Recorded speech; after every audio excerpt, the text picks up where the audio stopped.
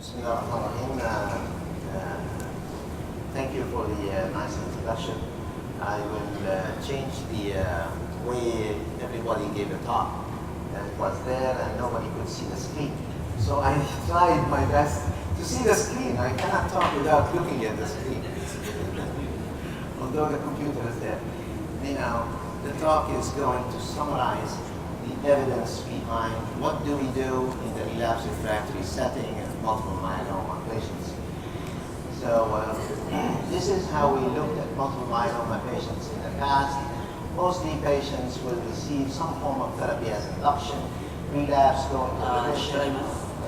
So this is how we looked at multiple myeloma treatment in the past, mostly as patients receive some form of therapy initially and then relapse. And upon each relapse, which is usually shorter than, the duration of remission is shorter than the previous one, patients eventually succumb to their disease without going back into a decent duration of remission. But I guess we'll show you at the end that the way we look at it is a little bit different with the introduction of many newer agents in the treatment paradigm of multiple myeloma. So this shows that the duration of remission is smaller or shorter upon using any subsequent line of therapy. The first duration of remission is usually the longest and depends on how many patients will reach a fourth or a fifth line. Like this slide, if you look at multiple myeloma relapsed patients, if you take 100 patients and then this is 100 patients to start with, 95% of them will be eligible for a first-line treatment. But subsequently, as you can see, the percentages go down as the patients are eligible for the subsequent form of therapy. So probably it's the best to give your best shot at the beginning to have a decent, durable duration of remission. The treatment armamentarium of multiple myeloma has been extensively enriched over the last few years. Before 2003, those with gray hair probably can remember VAD and MP only and nothing else. But initially we used thalidomide before bortezomib, and then bortezomib came in the treatment paradigm, other EMEDs, and then Carfilzomib. Although Carfilzomib, شوف هذا الماوس ما يشتغل. Anyway, although Carfilzomib has come to play earlier, but it did not gain popularity until the phase 3 trials have been published, very late. Maybe because Carfilzomib was owned by Onyx and then taken over by Amgen, probably. Other newer IMiDs, pomalidomide has its role, but very hard to beat lenalidomide, so still we'll look at the trials that have tested that.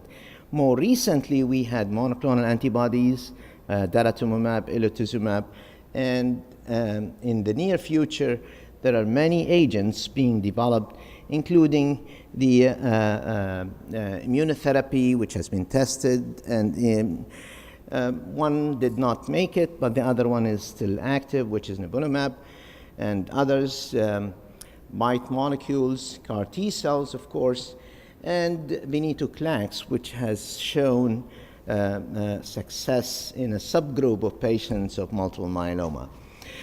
Now, in the treatment of multiple myeloma relapsed patients, we don't usually jump on patients. This is a chronic disease, this is not acute disease, and patients may relapse biochemically without having symptoms, and that could be a slow relapse, which may take a year until you need to treat these patients. So we do not initiate in patients with biochemical relapse only, no CRAP or organ-specific issues such as anemia, bone disease, or hyperviscosity, patients could be watched for a while. The goal of treatment is definitely to prolong survival, but there are other goals which, I mean, the most commonly used in trials is progression-free and to prevent disease progression. Stable disease is an acceptable goal, but definitely you need to maximize the response and maintain disease control. There are many factors that you take into consideration in selecting your line of therapy. Now, we look at the data, and there are, I mean, we can divide them into two. In the relapse settings, there are trials that have used RD, which is Revlimid, dexamethasone, lenalidomide-dexamethasone as the backbone. And these trials have used in the competitor arm the addition of either proteasome inhibitor, Carfilzomib, or Ixazomib, or a monoclonal antibody, Daratumumab or Elotuzumab. Now, a little bit of maybe biochemistry. Carfilzomib is an epoxy ketone, while Ixazomib is a boronate that is more or less exactly the same as bortezomib. You can think of Ixazomib probably as an oral Velcade, but we'll show the trials also. I hope there is a trial that compares it with Velcade anyhow. So the first trial we are going to mention is the Aspire study, which compared the addition of Carfilzomib to the RD backbone in a twice-weekly regimen using 27 milligram dose, and the initial dose was 20 milligram. KRD was continued for 18 months, and then subsequently patients continued on RD alone. The other arm is RD as in all trials. Oh, sorry. So the addition of Carfilzomib improved the progression-free survival by about 10 months as compared to the RD. And if we look at the subgroup analysis, whether it's used after one line of treatment or used as a third line or used in patients who have been exposed to bortezomib. And as you can see, most of the patients in the trial, actually more than 500 patients, have already used bortezomib in the trial. And you can see that the median progression-free survival is still statistically significant between all these subgroups. And this is something that has been an update in the Aspire trial, where overall survival has been also improved by adding Carfilzomib to RD in the relapse setting by 8 months. Looking at subgroups also in terms of overall survival, you can see here that if patients had prior transplant, did the best. And I guess that is because these patients who have been transplanted or were eligible to transplant were usually younger and fit than the other group, and therefore had a better response when given Carfilzomib, as compared to the other group which did not have a transplant. Although not a huge difference, the median overall survival here, 47, 45, but this one is 57, as compared to around 35, 38 in the RD arm. This shows if KRD was significantly better in those who had early relapses or late relapses, and of course, those who relapse late, meaning that the duration of remission from whatever previous therapy was longer, did better than those who relapsed early, where the duration of remission after whatever first line was given is shorter. And in both settings, the difference was statistically significant. Next study is POLLUX. POLLUX is the trial. I mean, most of the daratumumab trials are named after stars. POLLUX, CASTOR, Sirius, whatever. Anyway, this trial looked at the addition of daratumumab, and this was the first monoclonal antibody to be tested in the treatment of myeloma. So the trial design was addition of daratumumab, 60 milligram every week in cycle 1 and 2, and then every 2 weeks in cycle 3 and 6, and subsequently after cycle 7 and the rest every 4 weeks. In addition to the usual Revlimid dexamethasone schedule, 21 days of 25 milligram of lenalidomide plus 40 milligram dexamethasone weekly. And the aim of the study was, again, primary endpoint was progression-free survival. So this was really the best outcome gained across the trials that have used RD as a backbone.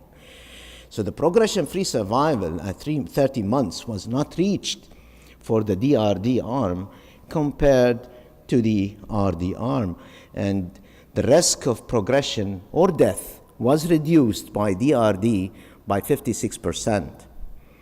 Also, when they looked at patients who had only one prior line of therapy, the results were even better than when they looked at the whole group, with extremely significant p-value and a very decent hazard ratio of 0.41.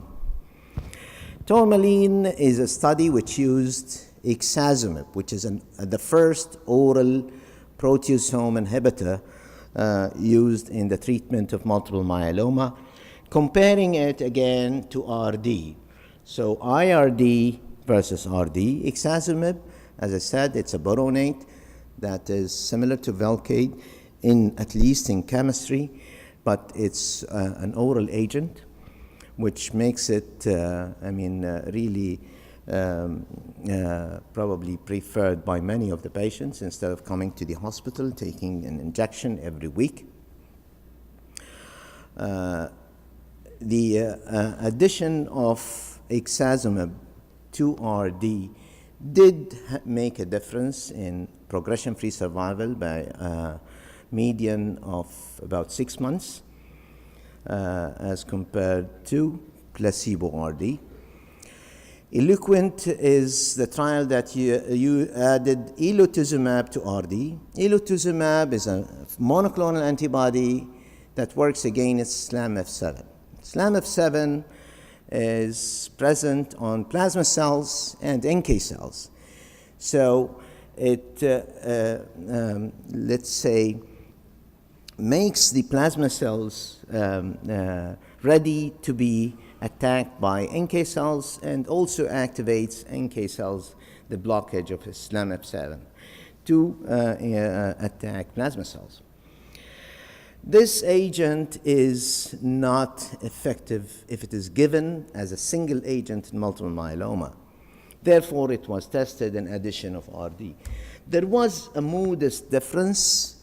I don't see the company supporting it very much, but there was a difference of 4.5 months at 4-year follow-up between Elo-RD and RD. The problem of multiple myeloma, as we all know, it's a relapsing disease, and at the end of the day, you will consume whatever you have.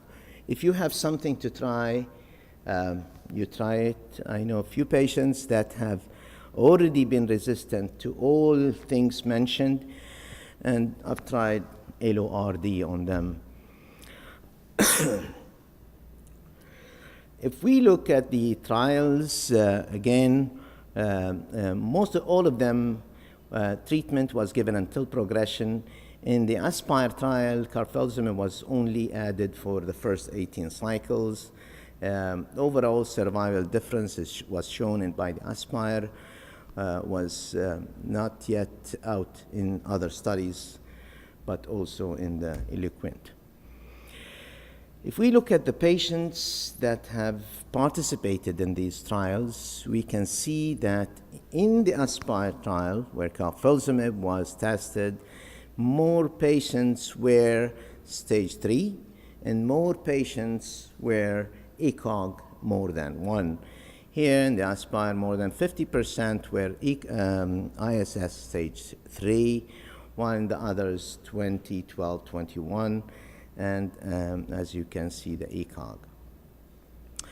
The other also, you can see here that in the ASPIRE, which is probably, if you look at the ASPIRE patients, you would think that this group represents, the usual patients that we see in the clinic, not the patients that have been designed to fit the trial. So these are the trials that have tested the addition of a new molecule in addition to RD as a backbone. Now, there are trials that have used non-RD as a backbone, mostly in addition to dexamethasone. Endeavor trial added Carfilzomib to dexamethasone versus bortezomib. So testing two proteasome inhibitors against each other in addition to dexamethasone. But bear in mind, pay attention that the dose of Carfilzomib here is not similar to the KRD. Carfilzomib here was given as 56 milligrams every dose, while in the KRD was 27 milligrams in addition to dexamethasone, here given twice per week as opposed to the usual once per week. Versus VD, the same regimen, but they have used Velcade, bortezomib, on the original dosing schedule again, which is day 1, 4, 8, 11, not the more recent dosing schedule, which is once weekly. Anyhow, definitely there is a difference in progression-free survival, at least by 8 months between the two arms at 30 months. Also, extended overall survival by 7.6 months as compared to VD. Progression-free survival, again, early and late relapses, the same concept. Late relapses did better than early relapses. CASTOR is again adding daratumumab to VD instead of RD compared to VD. So DVD compared to VD, the same dosing schedule as in the POLLUX study, in addition to Velcade and dexamethasone, comparing it to Velcade and dexamethasone. And again, the primary endpoint was progression-free survival.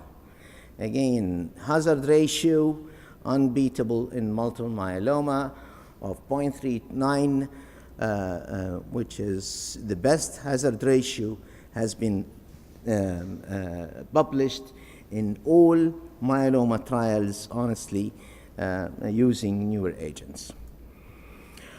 Again, one prior line of therapy is better. The progression-free survival as compared to patients who have received multiple lines of therapy in the past.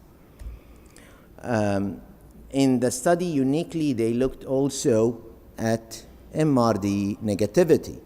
And definitely, patients who have used DVD had more CR, 30 compared to 10 in the VD, and 5% of the total were MRD negative as compared to 1%. PANORAMA study used panabinostat, which is an HDAC inhibitor. I don't know this molecule if it has any supporter in the audience, since it came a long time ago, which was tested in many diseases, but it did not really gain popularity in many of them, including multiple myeloma. So again, panabinostat, VD versus VD. There is a modest difference in progression-free survival, 4 months, and did not improve overall survival. So the conclusion from these trials that we know, we have seen that, and we know that every subsequent line of therapy gives you a shorter duration of remission as compared to the previous one. Now, the newer treatments combined with RD or VD did better than RD alone or the other competitor.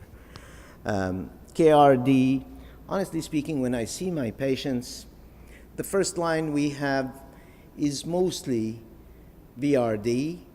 We used VCD at some time, but we have changed to VRD mostly. Non-transplant eligible patients, again, we use VRD, or those who do not, who are frail, we do RD, continuous. Patients who relapse, I guess the first we think of is Carfilzomib-based therapy.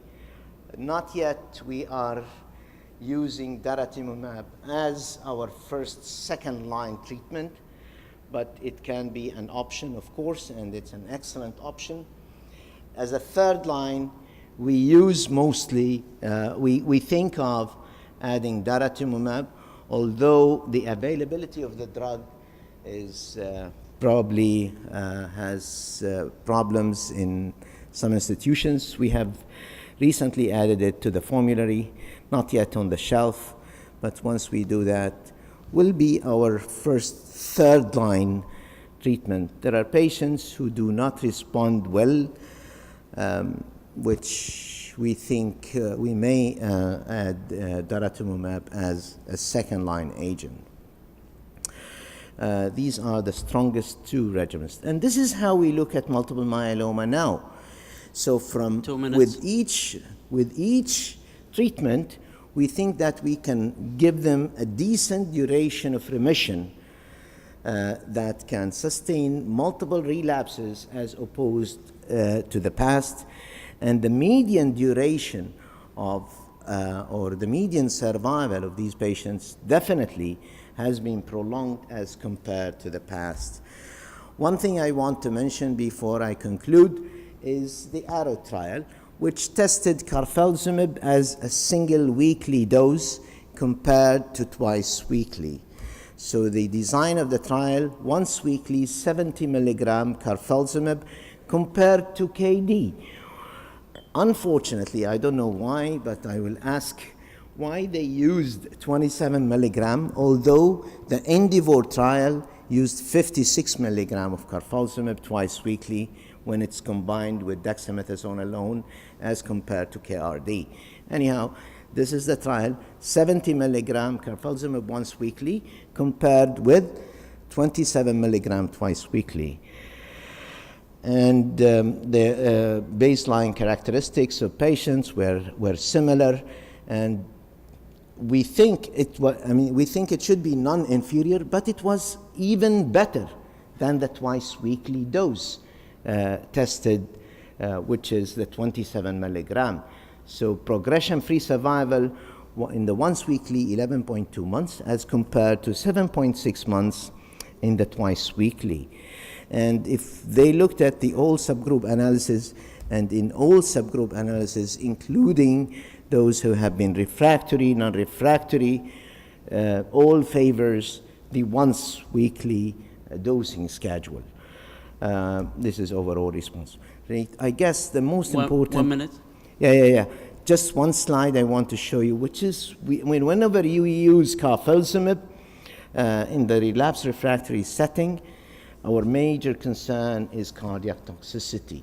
So with the 70 milligram, there was no increased heart failure as compared to the twice weekly, as you can see in this schedule. With that, I think I can conclude. This is the NCCN guidelines. If you look at the first line, they said preferred regimens. They put exactly twice weekly. It's not yet FDA approved, but it will be very soon, and they will change this. Although this is version 2019, it's becoming like car models. Car models 2019 come now. Thank you very much.